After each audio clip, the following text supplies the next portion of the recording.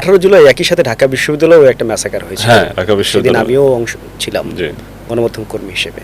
হ্যাঁ, ঢাকা বিশ্ববিদ্যালয়ে তো প্রথমত আপনার সাধারণ শিক্ষার্থী এবং আমাদের বিশেষ করে আমাদের হল কেন্দ্রিক আমাদের যারা জুনিয়র নেতৃবৃন্দ, তখন মানে স্বাভাবিক একটা পরিবেশ চলছিল ঢাকা বিশ্ববিদ্যালয় প্রোগ্রাম, শান্তিপূর্ণ প্রোগ্রামেই ছাত্রলীগ মানে সাধারণ স্টুডেন্ট পাশাপাশি আমাদের জুনিয়র নেতৃবৃন্দের বিশাল একটা ব্যাকআপ ছিল সাধারণ শিক্ষার্থীদের পাশাপাশি, এবং তারা ব্যাপক ভূমিকা পালন করে।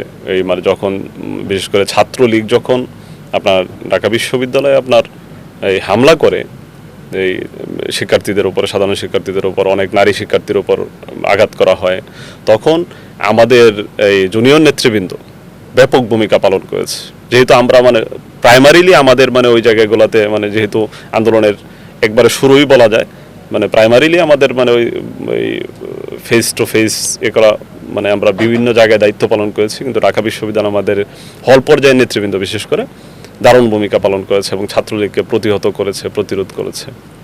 আমরা পরবর্তীতে ছাত্রলীগের সাথে হল কেন্দ্রিক মানে সংঘর্ষ হয়েছে। আমরা আমাদের জুনিয়র নেতৃবৃন্দকে হল পর্যায়ে যারা নেতৃবৃন্দ যারা হলে থাকে কিংবা হলের বাইরে ছাত্রলীগের নির্যাতনের কারণে, বিশেষ করে আমাদের বেশিরভাগ নেতৃবৃন্দ হলে যারা সাধারণ মানে যারা তাদের নিয়মিত শিক্ষা কার্যক্রম চালিয়ে যেতে পারেনি, হলে থাকতে পারেনি, তাদের বৈধ স্টুডেন্ট হওয়া সত্ত্বেও তারা হলে অবস্থান করতে পারেনি, সেই সকল নেতৃবৃন্দ আপনার ক্যাম্পাসে এসে প্রত্যেকটা হলের সামনে এসে তারা মানে প্রতিরোধ গড়ে তুলেছে ছাত্রলীগের সন্ত্রাসের বিরুদ্ধে, সন্ত্রাসের যে ত্রাসের রাজত্বের বিরুদ্ধে।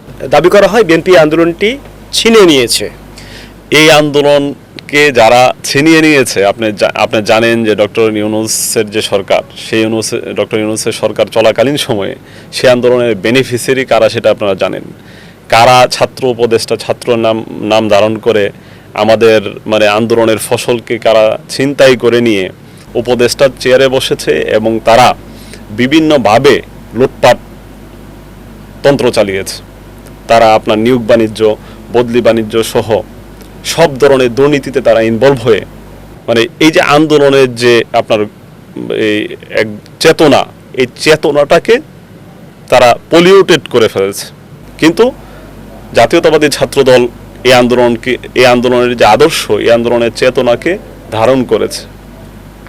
আমরা 5ই আগস্টের পূর্বে যে ধরনের জীবনযাপন করেছি, 5ই আগস্টের পরেও আমাদের একই ধরনের লাইফস্টাইল চলছে, আমাদের জীবনে কোনো উন্নতি হয়নি। কিন্তু যারা রাস্তাঘাটে একসময় ফুটপাতে খাওয়া দাওয়া করতো, তারা 5 স্টারে খেতে দেখেছি আমরা। তো আমরা কখনোই এই জুলাই আগস্ট আন্দোলনকে কেন্দ্র করে আমরা বাণিজ্য করতে চাইনি, বাণিজ্য করিনি।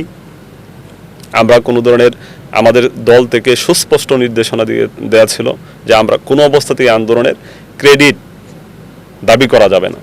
আমরা যা করেছি গণতন্ত্রের স্বার্থে করেছি, জনগণের পক্ষে লড়াই সংগ্রাম করতে গিয়ে আমরা বিগত আপনার 17টি বছর, এই আন্দোলন তো একদিনের বিষয় না, এই আন্দোলন দীর্ঘ 17টি বছর আমরা আস্তে আস্তে করে আপনার ধূলিকণা যেভাবে আপনার মনে করেন যে এই ধূলিকণা থেকে আপনার বিশাল এক আপনার ধরেন মরুভূমির সৃষ্টি হয়, সেভাবেই আমরা কিন্তু তিলে তিলে এই আন্দোলনের ফাউন্ডেশন গড়ে তুলেছি।